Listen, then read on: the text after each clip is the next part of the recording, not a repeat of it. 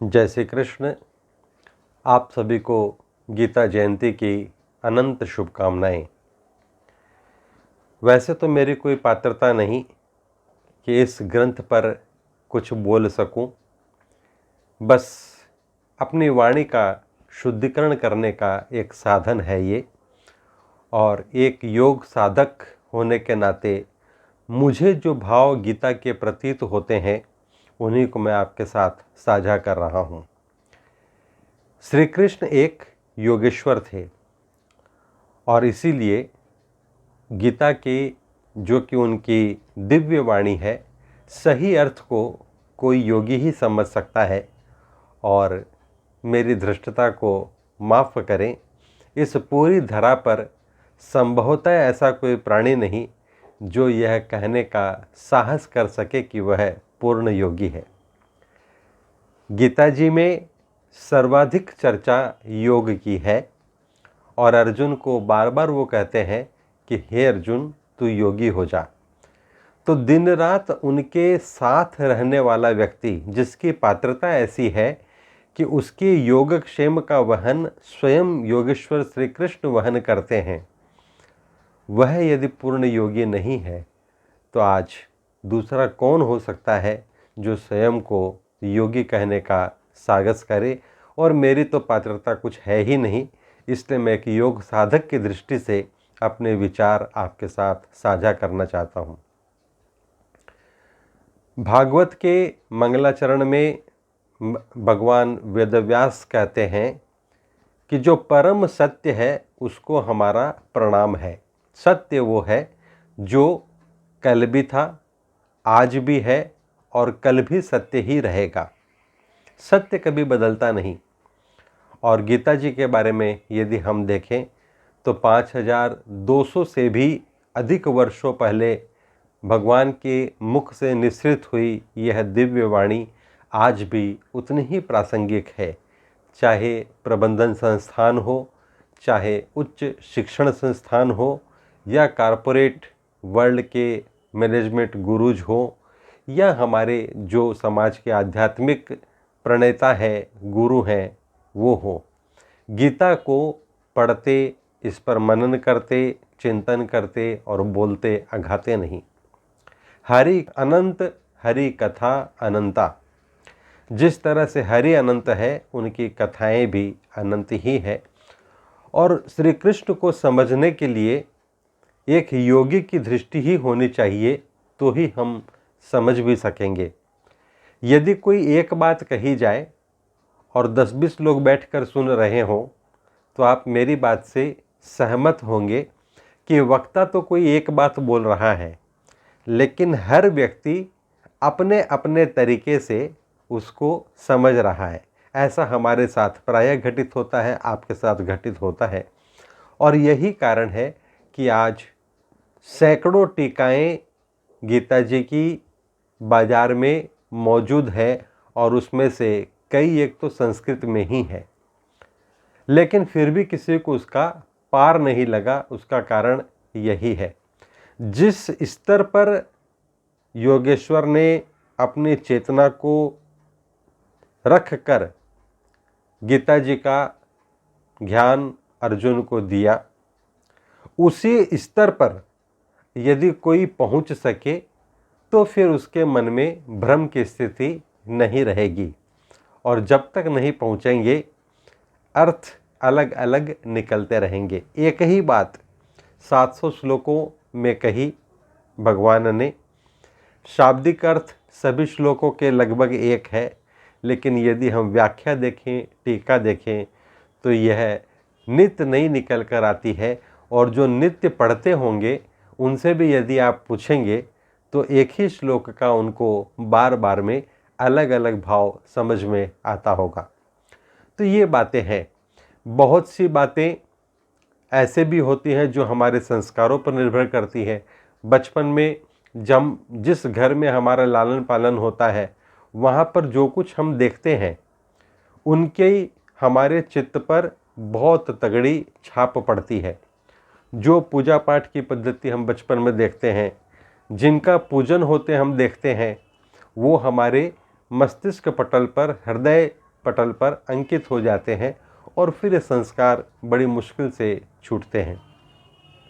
भगवान ने कहा यज्ञ के बारे में भी, वो प्रायः उसमें अलग अलग तरह के यज्ञों का वर्णन है और उसमें यह बताते हैं कि कुछ लोग प्राण में अपान का, कुछ अपान में प्राण का और कुछ अपान प्राण दोनों को रोककर यज्ञ करते हैं।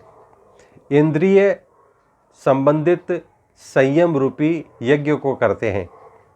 उसमें लेकिन कहीं भी जो हम हवन करते हैं इसकी चर्चा वहाँ पर नहीं है। लेकिन हम कहते हैं कि कर्म करो, कर्म करो। भगवान ने जिस कर्म की बात कही, यज्ञ रूपी कर्म करने की बात कही, और जब हम निष्काम भाव से कर्म करते हैं तो ये तो बहुत ऊंचे लेवल की बात है कि उसके फल की हम कामना न करें और फल को हमें प्राप्त न करना पड़े। बहुत ऊंची बात है। यदि वो हम हो गए तो गीता की वाणी पूरी हमने हृदयंगम कर ली, आत्मसात कर ली। लेकिन जब तक नहीं भी कर पाते तो कर्म का मतलब क्या होता है कि कर्म का फल चाहे सात्विक फल हो, चाहे राजस फल हो, चाहे तामसिक फल हो, मिलना तय है। हम आमतौर पर भाषा में कहते हैं कि फला कर्म योगी हैं, सुबह से शाम तक कर्म करते हैं, और जिनके बारे में ये बातें करते हैं वो या तो कोई व्यापारी है या डॉक्टर है या इंजीनियर है। तो उस कर्म का फल जो निकल कर आता है वो एक परिवार का लालन पालन, ऊंची ऊंची कोठियाँ, गाड़ियाँ, वैभव, ये कर्म फल निकल के आते हैं। तो यदि भगवान ने जिस कर्म की बात करी, यदि वह यह कर्म होता तो कर्म का फल तो भगवान कहते हैं कि गहन है, कर्म की गति बहुत गहन है, और हमारा जन्म भी गीता जी के अनुसार कर्म के आधार पर ही होता है, चिंतन के आधार पर होता है। तो उस हिसाब से तो जब हमारा कर्म का फल संग्रहित होकर ट्रांसफ़र हो जाता है हमारे अगले जन्म में, तो क्यों फिर हमारी कोठियाँ, हमारी गाड़ियाँ, हमारे परिवार के लोग हमारे साथ दूसरे जन्म में हमें क्यों नहीं मिलते, या हमारे शरीर पर जो वस्त्र है वो भी यहीं पर रह जाते हैं, उन्हें हम कैरी फॉरवर्ड नहीं कर पाते। तो ये बातें जो है हम पढ़ते भी हैं, यदि समझना चाहेंगे तो समझ भी पाएंगे, लेकिन जो इतनी गूढ़ बातें हैं इसे पढ़ने के लिए, तो जब इतने बड़े बड़े ऋषि, महात्मा, संत, महापुरुष लगे हुए हैं तो फिर हम लोगों की तो बिसात ही क्या है कि हम इसको पूरा समझ पाएँ। इसलिए मैं कहता हूँ कि भले ही हम योग की साधना करते हैं और योगी होने की हमें टाइटल किसी यूनिवर्सिटी से, स्कूल से या किसी संस्थान से मिल भी जाए, लेकिन हम वो योगी हो नहीं सकते जिस योग की बात की गई है। योग तो जिसमें दुखों का ही वियोग है, उस स्थिति का नाम है। जो योग की चर्चा अभी हम करते हैं ये सारी शरीरगत बातों की चर्चा है, आसनों को करना, इनको करना। और मज़े की बात है कि जो वेद उपनिषदों का सार यह पूरी गीता है और इसमें सर्वाधिक चर्चा योग पर है। लेकिन आप देखेंगे कि जिस जिस योग का प्रचार, अभ्यास, साधन हम होते हुए अपनी आँखों से, चेतना से देखते हैं, कानों से सुनते हैं, टीवी में देखते हैं, आश्रमों में प्रचार देखते हैं, आप पूरी गीता देख लें, उसमें ऐसे योग की चर्चा कहीं नहीं है। ध्यान योग की चर्चा तो ज़रूर है, वो भी बहुत संक्षेप में 6ठे अध्याय में है, बहुत ज़्यादा चर्चा उस पर नहीं है। इसका मतलब कि जो बातें योगेश्वर ने कही उनका स्तर जब तक हम नहीं समझेंगे तब तक उनकी बात हमको पूरी तरह से समझ में आएगी नहीं। और यदि समझ में आ गई, गीता जी ही हमारे समझ में आ गई, तो फिर हमारे साथ क्या घटित होगा?